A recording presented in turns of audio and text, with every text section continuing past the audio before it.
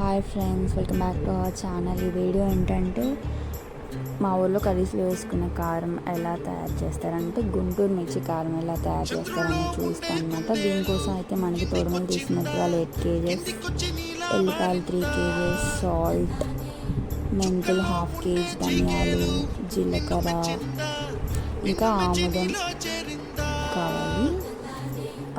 ఇదైతే మా ఊరి చివరిలో ఉందన్నమాట. అక్కడికి వెళ్ళి మేము కారం పట్టించడాకన్నా అన్నీ తీసుకొని వెళ్ళాం.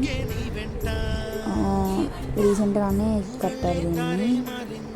మాకంటే ముందు మా డాగ్స్ అయితే వచ్చి అక్కడ మొత్తం ఇన్స్పెక్షన్ చేస్తాను మొత్తం. అంటే ఒక్కొక్కళ్ళ మేకింగ్ ప్రాసెస్ ఒక్కొక్కలాగా ఉంది ఫ్రెండ్స్. మా ఇంట్లో అయితే ఇలా చేస్తారు. ఇంకా అక్కడికి వెళ్ళిన తర్వాత ఇంకా వాళ్ళే చూసుకుంటారనమాట. ఆ మిషన్స్లో వేయడం అదంతా మనం జస్ట్ చూడడమే. ఓకే, మాతో పాటు మీరు కూడా వీడియో చూసాను.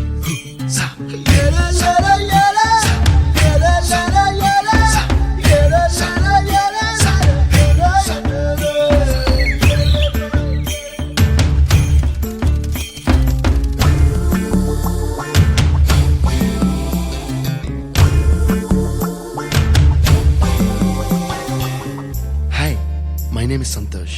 May I know your name, please? Stella. Stella? Oh, what a beautiful name. Can I have your phone number? Ray.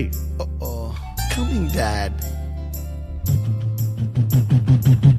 కుప్పలా దూసుకు వచ్చావే తొలియ పనమా తెలుసా ఎక్కడ వనాలో డబ్బులే తీసుకు వచ్చావే ఇడు సంబరమా తెలుసా ఎవరికి పాలో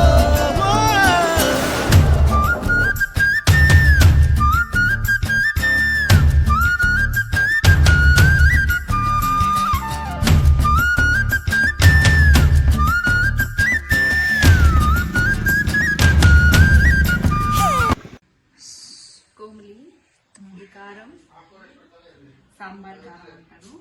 ఇది సంవత్సరానికి అంతటికి వస్తుంది. ఇదేంటి ఓన్లీ కూరల్లో వేసుకోవడానికి కాదు, దాంతోపాటు దోశలు, ఇడ్లీలు, టిఫిన్స్ అన్నిటికీ చట్నీతో పాటు ఉపయోగించి చేసుకోవచ్చు.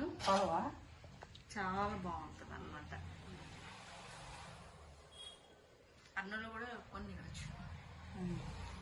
వేడివేడి అన్నంలో కారం వేసుకొని నెయ్యి వేసుకొని తింటే సూపర్ ఉంటుంది. ఈ కారం ఫ్రిడ్జ్ లో ప్యాకింగ్ కవర్స్ తీసుకొని ప్యాకింగ్ కవర్స్ లో పెట్టుకొని ఫ్రిడ్జ్ లో పెట్టుకుంటే సంవత్సరం మొత్తం చాలా ఫ్రెష్ గా ఉంటుంది. అయితే బయట కూడా ఉండొచ్చు, కానీ బయట పెట్టుకుంటే కొంచెం కలర్ చేంజ్ అవుతుంది అనమాట. వైట్ అయిపోతుంది, పాడైపోవడం జరగదు, కానీ వైట్ అయిపోతుంది కారం. ఎర్రగా ఉండదు, ఇంత ఎర్రగా ఉండదు కారం. ఫ్రిడ్జ్లో పెట్టుకుంటే చాలా బాగుంటుంది. ఈ సంవత్సరమే నేను కష్టపడి ఇంతగానం కారం చేశాను. ప్రతిసారి అత్తమ్మ అన్నీ వేయించి చేసి అన్నీ వచ్చే వరకు హాలిడేస్కి వచ్చే వరకు కారం చేసి పెట్టి, ఈ సంవత్సరం అత్తమ్మ కోపకి లేదు అంటే అన్ని పనులు నేనే చేసుకున్నాను ఫస్ట్ టైం.